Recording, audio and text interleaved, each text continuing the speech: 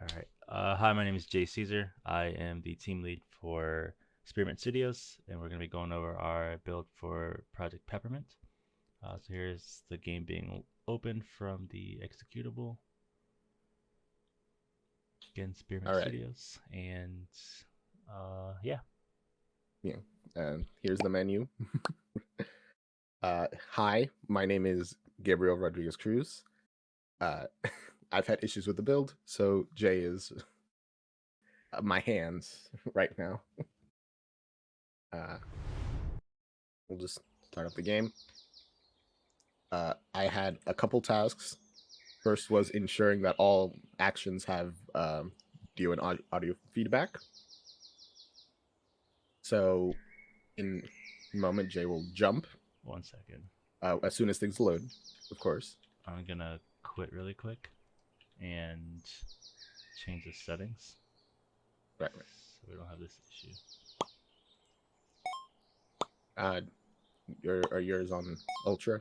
Yeah. Epic. Epic, yeah. All right. Hit Whenever I recovery one. started, it was on low, but interesting. Okay, so Jay will jump, and that should have a sound effect. Uh, and you can also find what else? Other sound effects. That's pretty much it for that. So, and besides that, I worked on the animation sound notifies. No, Jay will have to find a pig to actually show that off first. While he's doing that, all items have a pickup sound as well. The sound that plays when, and this is for all items.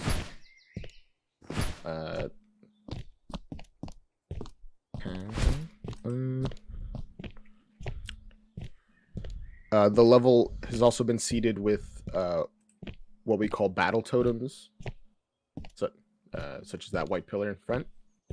These spawn enemies. I seeded the level with these. Well, I was just putting them around.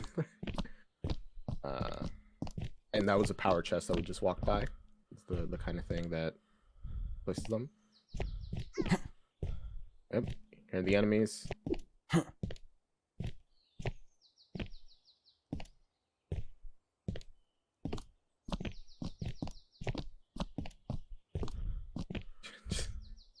guess just keep looking for a pig and pick up the occasional item. Just to have things in your inventory for later.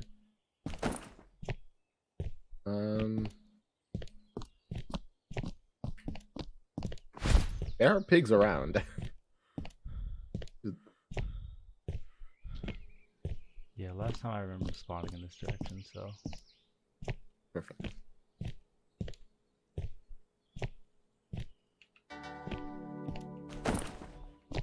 I know there are pigs that are closer to spawn, but they're like on a hill, I think. I did not know that. Here's some. I thought there were. I might be crazy. Ah, here they are. So, the various animations that play, the pigs have sounds. If you can't hear them, all the pig sounds are connected to like voice or SFX. We can hear them, but I'll turn it up some. Yes, thank you. There is no effect sound for them being damaged because they don't react to getting hurt.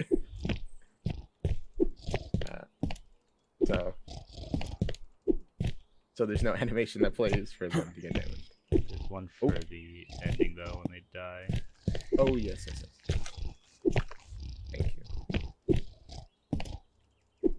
They're blocking the enemies.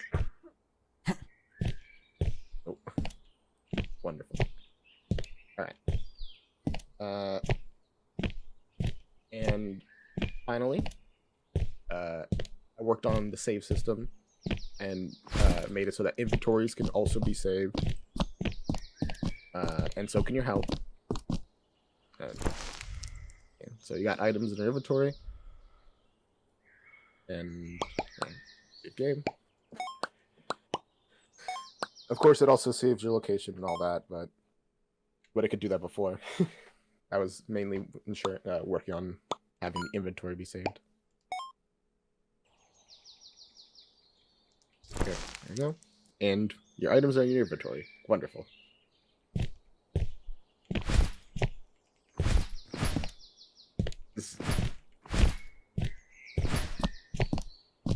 The extent of my contribution that I successfully did. I had other tasks that I did not accomplish. Okay. All right. Well, and also the stepping noises, he added this as well. The player walking. Oh, yes. You can't hear it, so it's a bit difficult. But I'm gonna move up here. In the distance, there's a smoke pillar. This comes from James. I believe he's gonna add some voiceover stuff to explain this stuff, so I won't talk too much. Oh no, I'm get stuck here, aren't I? Okay, we're good.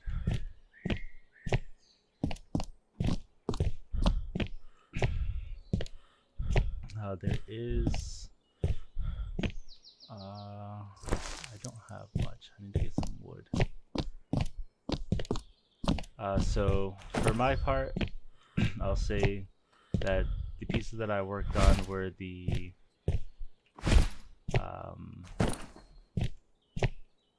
end game boss and the mini bosses that will spawn. It says to pull this up really quick, and I'll go over mine and Gabe's. So end boss level, I placed the end boss inside the actual level mini boss. Mini boss has different attack patterns, allowing them to be different than the main enemies, and they will spawn based off of a little battle totem that's specific for them. They'll drop a specific item that will help them get to the end area. And then the boss has their own attack patterns, amount of health, and a variation of what they do. I was also in a refactor that can't be seen in here, and then the bug fixes were a lot of just a various amount of things. And then for Gabe, just so we can see the audio bits, the amount of time that he spent on them. And then I think they want us to go into detail on that. But they want us to show the work log inside the task, don't they? Okay. Do you want to do that on your own? James, just cut this out. But you want to do that on your own? You want me to click them open and you talk on them? We'll just do it here. Okay. Just get it done. So just let me know when to go to the next one. All right. Or tell me which one to click on, and then I'll do that, and just tell me where to go. Ensure all actions have audio feedback to the left. Let's start with that one, I guess. Yeah. I did that. Added sounds to the jump animation. Then I realized that the jump animation doesn't seem to play, so I temporarily, for now, made it connected to the actual, like, when you jump. Next one. The stamina ones were the previous thing, I think. Yes. So we can move to add a save game and make inventory save.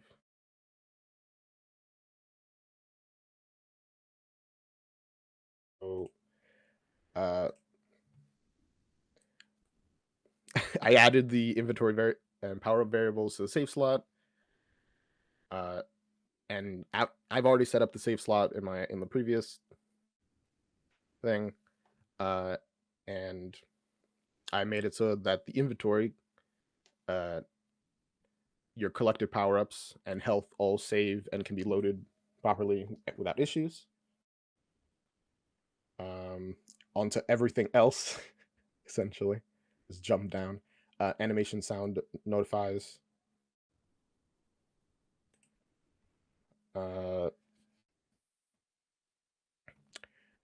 Created the sound cues that play when the player's walking or running, and I added them to the player character. I went through all the items in the data table and gave them a sound for being picked up. 1 second. I got sound. Oh my! The game was.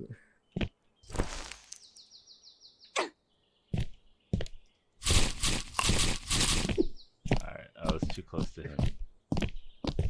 I didn't realize the game was still running. Yeah. All right. This should be good now. All right. And then I added the pig notifies to every single pig animation. I added a dirt walking sound effect as well, which mainly just works with the pig, but I thought about implementing in the player character. And oh yeah, and I created this is when I created the walking sound cue.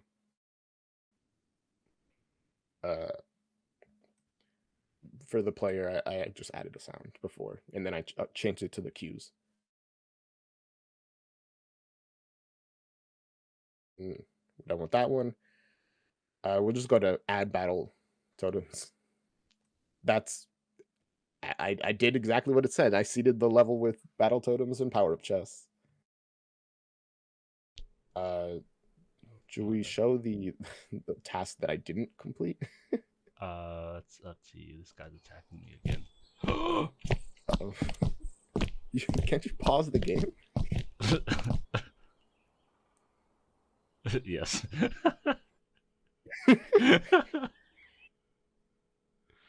All right. Do you want to go through the ones you didn't complete? I think it's just sure. just to show the ones that you did, because it's supposed to be that's what they're looking at. Yeah. So it's up to you. Just tell me which one. Nah, you know what? It's fine. Okay, James, cut that part out too. All right.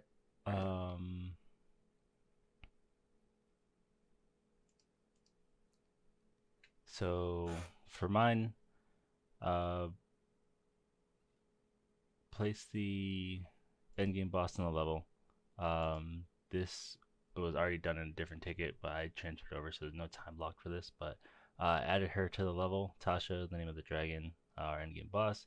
I added her flying points for whenever she tries to move away from the player to give that little bit of respite in mid battle.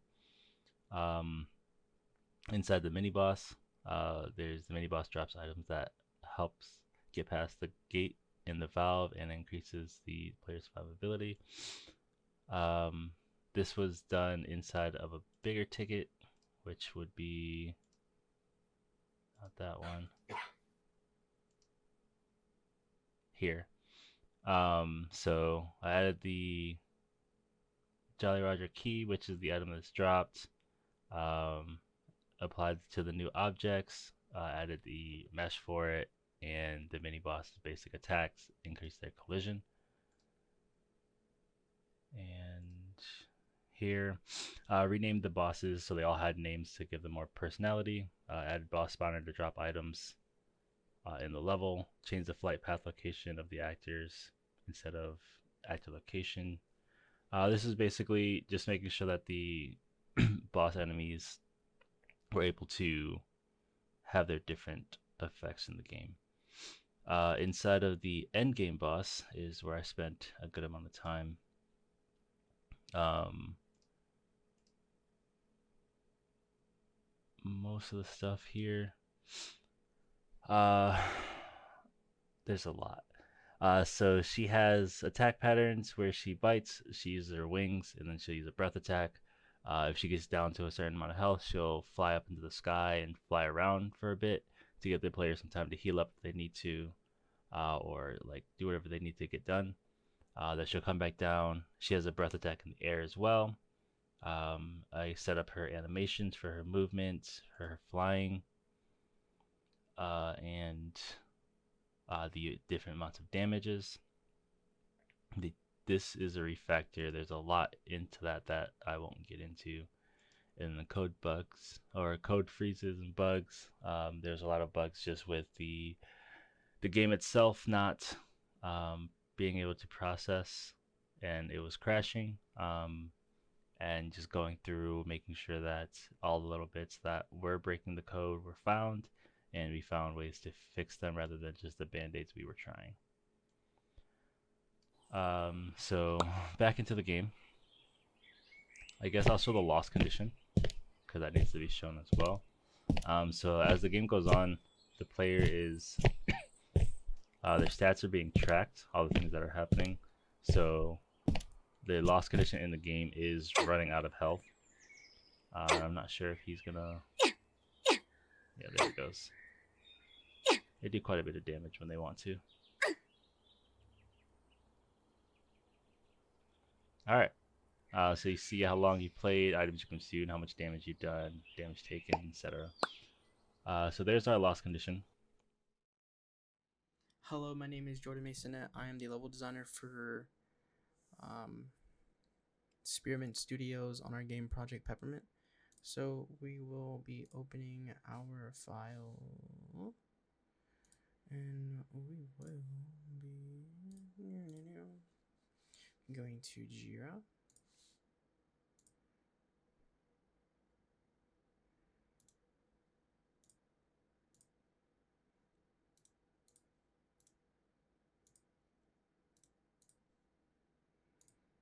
Okay. So this is our build.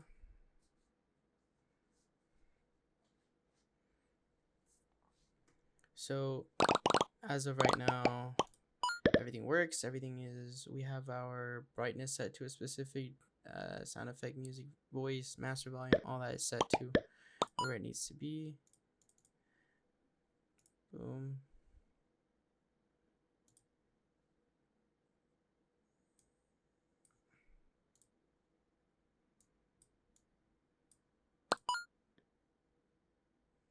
Let's go back. Okay, so let's start the game. Yeah, we got this little 90s, a 90s feel to it. Okay, so we got this where we, yep. Alright, so we got some trees heading over here. So what I will be showing you guys would be this, actually. So the thumbnails, low tier armor. Well, I can't really show this. I'll show you this and the resources itself. So let's go. Let's break a couple trees. Gather some wood. Can't see right now because the moon is out covering the sun. Get a little mushroom. Get some wheat. Okay. Oh, sun's coming back. Let's go to our inventory. The crafting table right here. Mushrooms, yes sir. So let's put this bad boy down. Let's craft some stuff. Craft some things.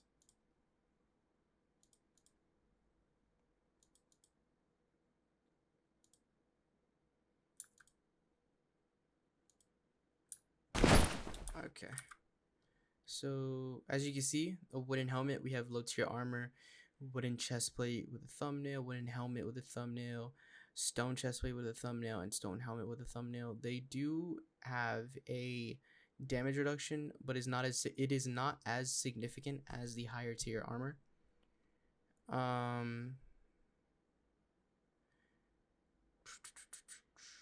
And that's pretty much it. One thing that I was doing today as I was testing this build out is this build does not have my notifications for if you need like a higher material.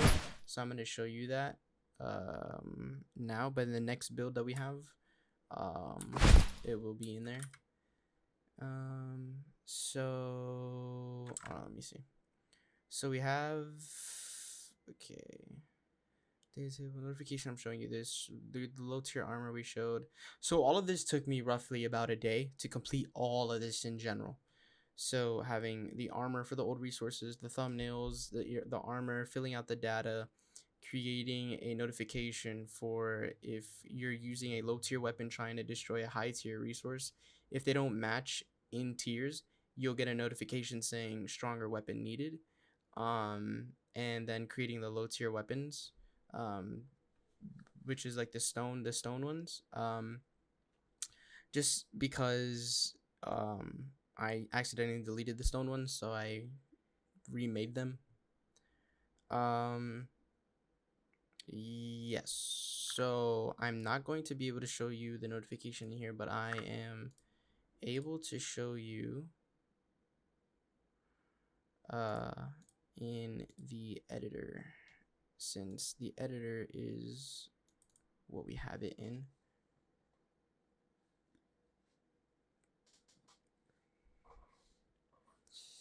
And I know the assignment said that we needed to have it in the build. Making a build now, we're still figuring out, trying to like revise some issues that we're currently having with our level.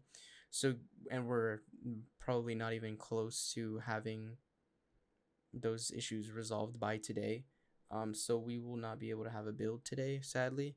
But I am more than happy if it makes a difference to show you in the editor. So let's say I use the stone axe, right, on this tree. And then I'm gonna show you the armor, the torso armor. So we could use low tier armor. So we'll use this. We'll play from here. I can't see anything. I don't. Okay. So if we go into the inventory, we'll have the axe. Take it. All right, watch. Craft a stronger weapon. Obviously, these two don't match, so that is currently why.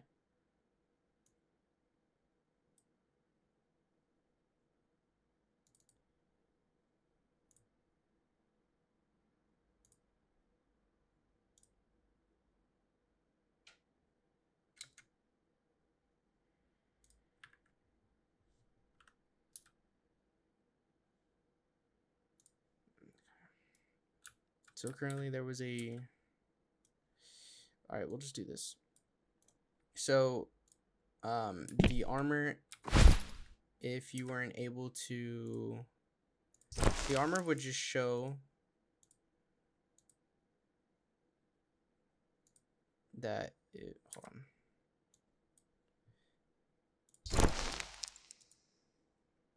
Okay, I can't use the base armor, sadly, to show.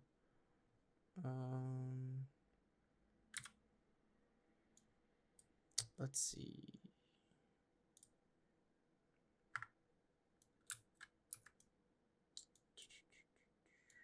Something's going on.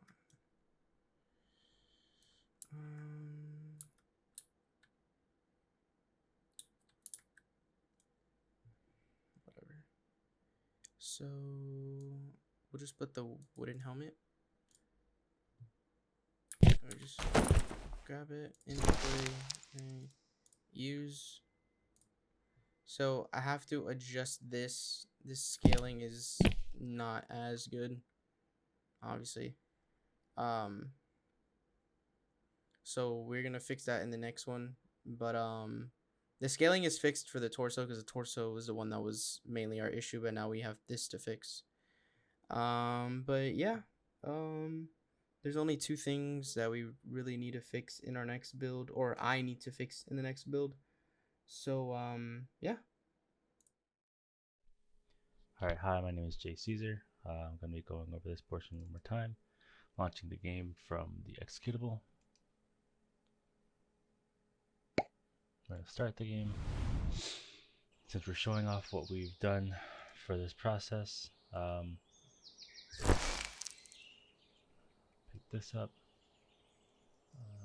Gonna need this. Need this wood, some bread, or not bread, but wheat. We need everything in here actually. Making things simple.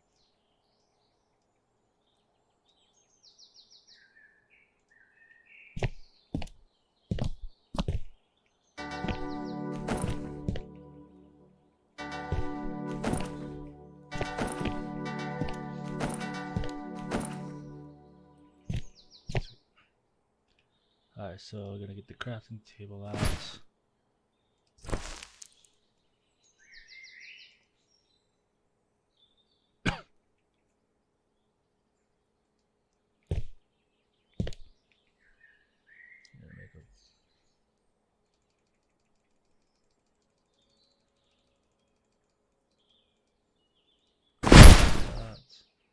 That was loud.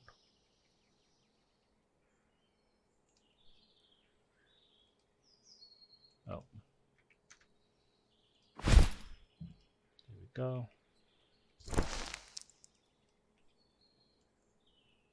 Got my bow. Okay. So, this is the mini boss that I created. Mini boss spawner. This indicator, the other battle totems you see in the previous portions of the video. They don't. They're just rectangular prism or pillar where the enemies are. There's no enemy. This one shows that it's different. It has a little item here, basically showing you that you're gonna get something from it. So when you press E to start this battle, the boss spawns. For some reason, he's still going to the ground, and he is strong. So let's knock him out really quick. And then you see that the shrine itself expanded and shrunk. So whenever you beat the boss, you get this special item that is needed for this next portion, which is what James built, the ship. So I'll be quiet and just go through that. But yeah, here it is.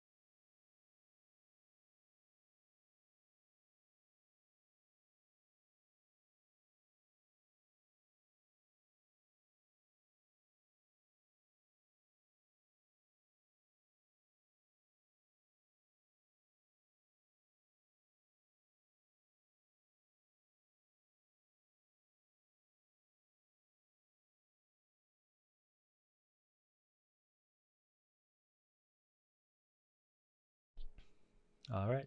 So the second or the other portion that I worked on was Tasha, our boss dragon, putting her in the map and giving her a difference in what she can do. Up until now, all the bosses or all the enemies you fought were the little forest creatures, just bigger and different attack patterns, stuff like that. Tasha is unique as in she has her own attack patterns and the way she moves, decent amount of health, and the way she fights. So I'll let this cycle go through again before I jump down so she doesn't burn me. Okay, so she has a bite attack, she has a wing attack or claws, and then her breath attack. She will chase the player down if they are on the grid. If the player is in her range, she does do damage quite a bit. Her bite does damage. If it hits, her wings do damage. I don't want you with the flame. I'll show the bite though. So if you're trying to attack her, she bites you, does a bit. And then when she dies, she has her own little death animation.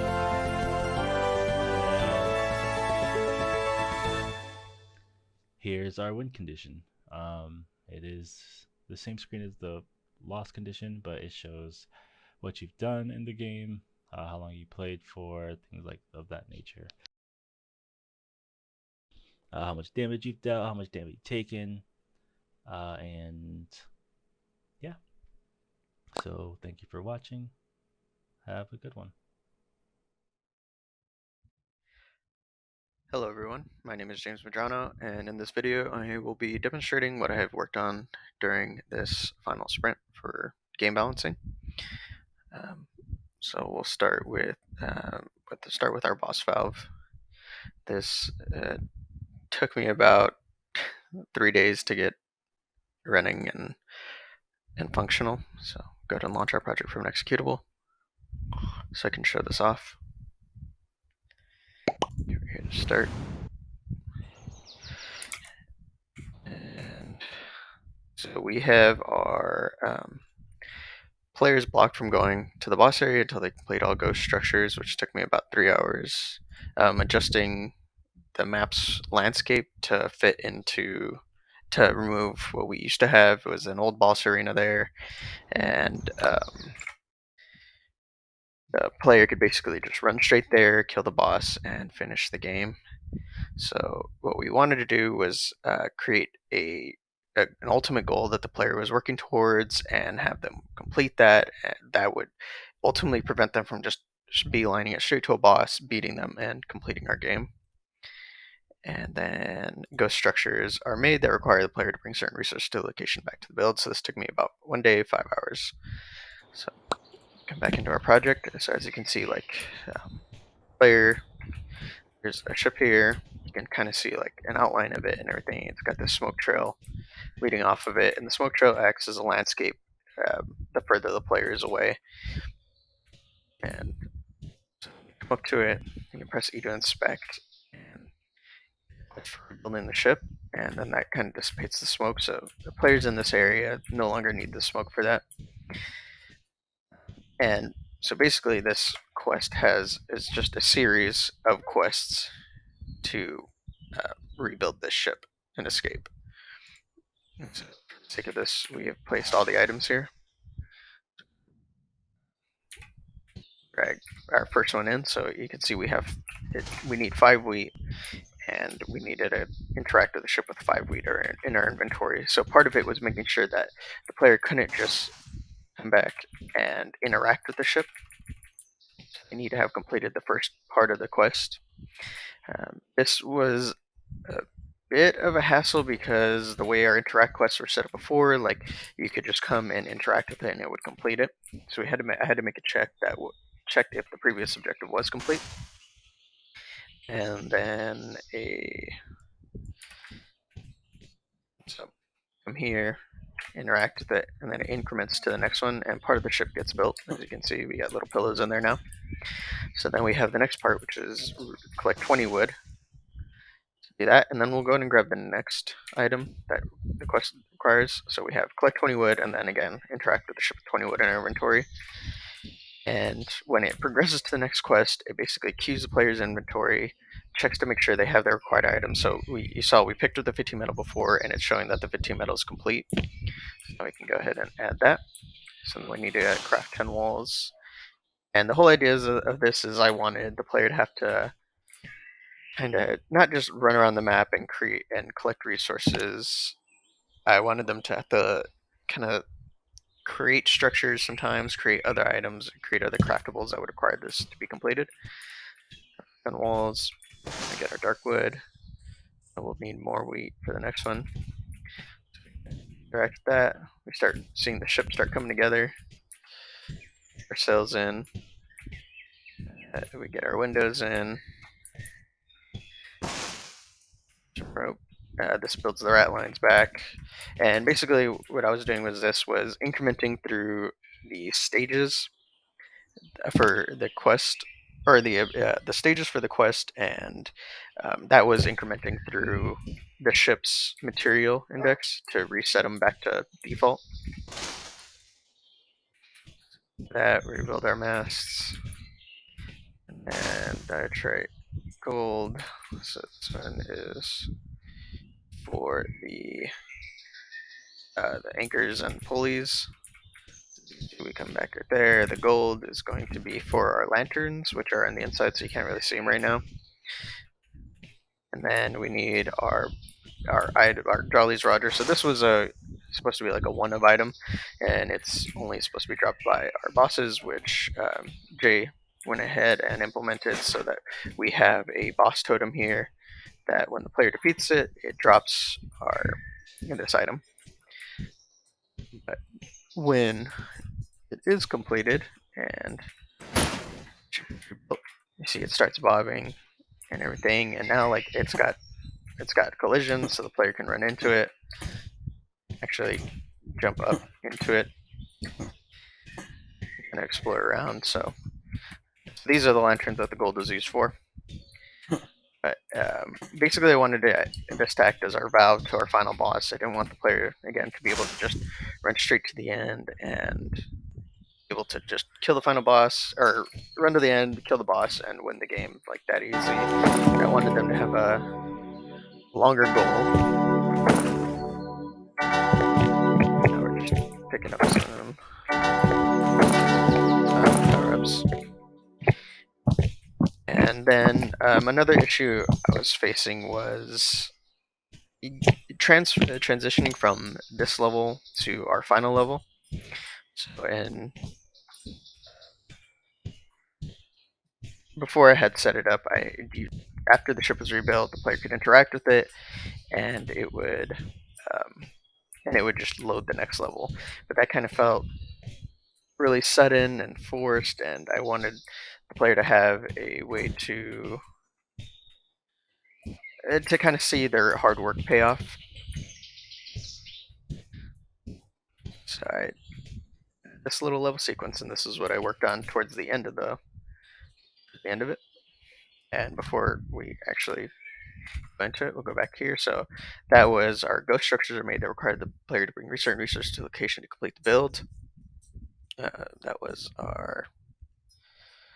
Oh, where'd you pause it? Okay, yeah. So, and then adjusting the final landscape. So, like I said before, there was a boss arena there that the player could just run to, kill the boss, win the game. So I had to scrap all that, get rid of it, restructure the landscape to make way for this little waterway and to place the ship on. But I wanted it to be in kind of the same area.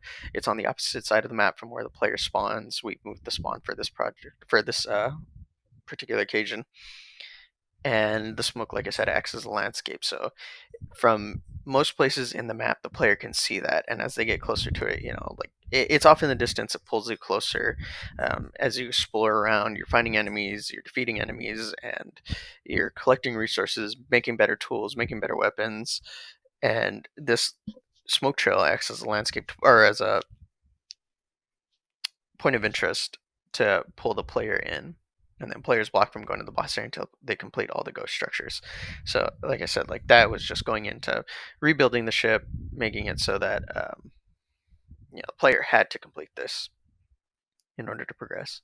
So then, my next thing I worked on was endgame boss levels. Okay, it took him about an hour to complete, so we had to create a new level.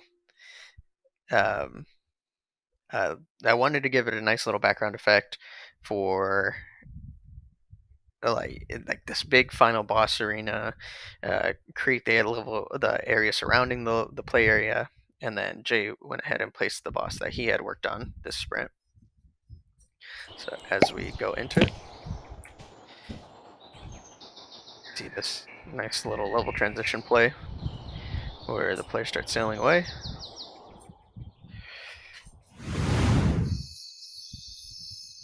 And the only thing that is not functioning with the sequence is right here near the end. There's supposed to be a fade track that plays, and at some point in bug fixing, the fade sequence kind of wore itself out. But then, so I created the level sequence for our final level here, and then this is just a little demonstration of our final level. Basically, again, I don't want the player to just be tossed into the boss fight. So they interact with the ship, they sail away, and then it plays our little intro animation of our final boss kind of coming through. And this is Jay worked on this. Jay worked on all her animations and her attacks and her play patterns and all that. So, and then as we can see, we have our inventory saved. And for that sprint, this pretty much encapsulates everything that took up my time for it. It was we ran into a lot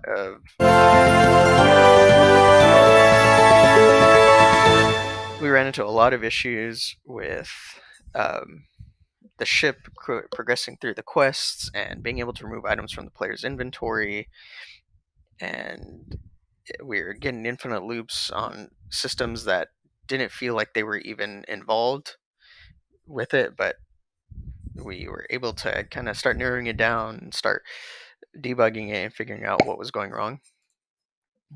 I will just restart this so that I can kind of like look around and get a better effect for the final level. We've turned the final boss's health down for the sake of this, but basically I wanted this level to capture like this whole kind of just out here in the middle of the ocean by themselves, and now you're fighting this boss, and previously you had this huge area to maneuver around and kind of navigate and kite enemies around, and now it's a bit different because the player doesn't have that luxury. You're kind of confined to this small area. But I wanted that structure in the back to act as like the island we just left. Again, just wanted to make a nice little atmospheric level, and right now we don't have sound in here, but that will be something we add later. And then if the player were to come over here, they can kind of see that there's lights off in the distance, acting as like where the player is going to next, and like hopefully next adventure and safety, like that. So I will go back to our main menu and then show off what else I worked on for this sprint. So those two took the grand like total of my time. Another thing I worked on was enemy animations. So before, enemies would just pop into existence, and there wasn't really a like smooth way for them to come into the level, and I didn't really care for that. So I worked on adding spawn animation and changing their death animation. Their previous death animation just had them kind of fall over, but they were staying in the air, and then they'd be destroyed. But I didn't really like how that looked, and I really wanted to kind of make it a bit more fluid and a bit better looking. So we'll run down here to one of our battle totems and activate it, and that way we can not only see the spawn animation, but we can also see the death animation.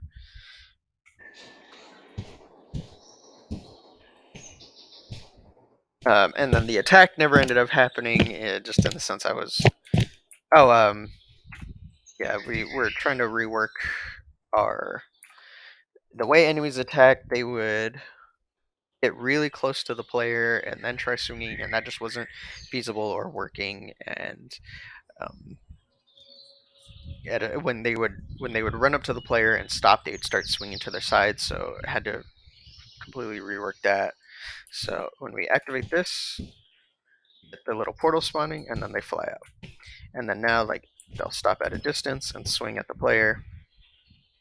See, like, so that little side attack is what they're doing. So I had to change it to something more like this. And then for their death animation, this.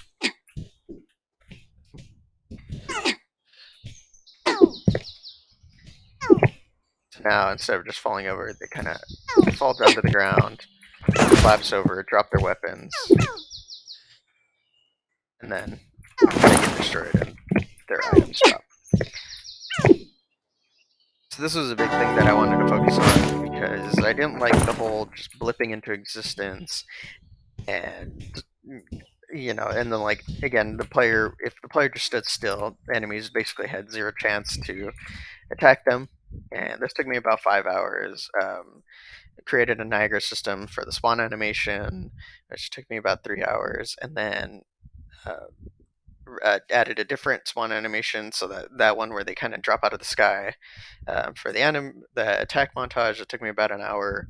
Like I said, that was more troubleshooting why enemies would have to get right up to the player to attack, and then they'd start swinging to the side, so the player never had to move realistically. And then for the death montage, that took me about an hour and a half, and that was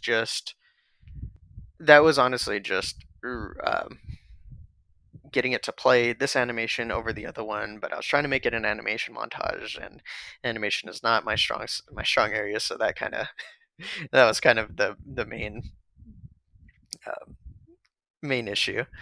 Another thing I worked on was quest objective completion notification keeps popping up. So before, when we had quests, as you saw earlier, I was doing the quest for collecting resources. So if the player were to complete an objective, so collect 5 wheat in this case, and then keep picking up more resources, every time the player picked up a resource, the notification would pop up. So I had to go in and troubleshoot that and find out why it was doing that, and make a check to make sure, like, if it's popped up once and the objective has been completed, then, you know, show the objective. But if they pick up another resource, no reason to show the objective again. And if they lose progress on the quest, then it should show again, kind of deal. So that took me about 2.5 hours. And then finally, I worked on the whitelist blacklist area that would allow the player to build. So previously, the player could infinitely build. They were able to just build a staircase to the sky, infinite staircase, and obviously we didn't want that. That's game breaking. That's getting out of the map. That's all kinds of things that we as devs didn't want. And so it would not be possible to show here, but basically there is a collision box around the map at a certain height that the player can build inside. If the player is not inside of it, then they won't be able to build. And to demonstrate that, I can go to our final level, drag all of our items in,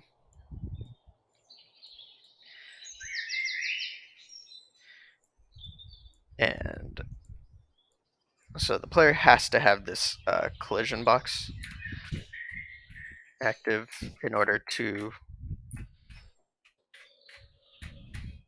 build. So if I go here to craft, and then we make a crafting table, for example, and we drag our crafting table in, when we equip it, we can see it's red. You can't build down there because it's technically floating. So right here, like, as you can see, when you look up in the sky, it's red too because you can't build there. So here it's green. You can rotate it. But so this whole area here, as long as it's on the ground, it can be built on, and then it stops. It stops at a certain height. I can't remember what at the moment. If we go to our final level, I didn't include that collision box there, so even if the player brought in a bunch of resources, trying to be cheeky, trying to be like, oh, I can just build off the ship and then fight the boss from off the ship. I really wanted to prevent that. I really wanted to prevent any level breaking or sequence breaking in this case. So it's not included in this next level, and the player will not be able to place structures. And this took me about 45 minutes. It's a lot of testing, and making sure that the player couldn't get outside the bounds and do anything crazy. So after our little level sequence here plays. And then for this, another thing we want to add is just, like like ocean wave sounds as the player sailing. Just want to clean up some of the animations because right now like the ship looks stale, but of it. As you can see, the build's always red. Clicking does nothing. The player physically cannot build in this level, and that prevents them from sequence breaking or level breaking. And that about covers everything I worked on this sprint. The biggest thing was getting the boss valve working to allow the player to travel to the final level and not just run straight to the end and kill the boss, and incrementing through the player's inventory and removing items from it, and updating the quest information to show that the quest has been completed if they have the items in their inventory prior. That was another issue me and Jay ran into, and Jay was super helpful in helping me troubleshoot some of these areas. And the endgame boss level, I thought it was going to take longer. It did not take as long as I originally thought, but it was, I like the way the endgame boss level came out. I think it captures a good sense of like a final boss. It just needs some sounds now. It's kind of empty and bland, but that about covers what I worked on for this final sprint. So thank you so much for watching. I appreciate everything, and I appreciate the team for working really hard, up to this point. And I'm eager to see how our game progresses and what we build and what we polish and what makes it into our final build. So thank you so much for watching. I appreciate it. Any and all feedback is always appreciated.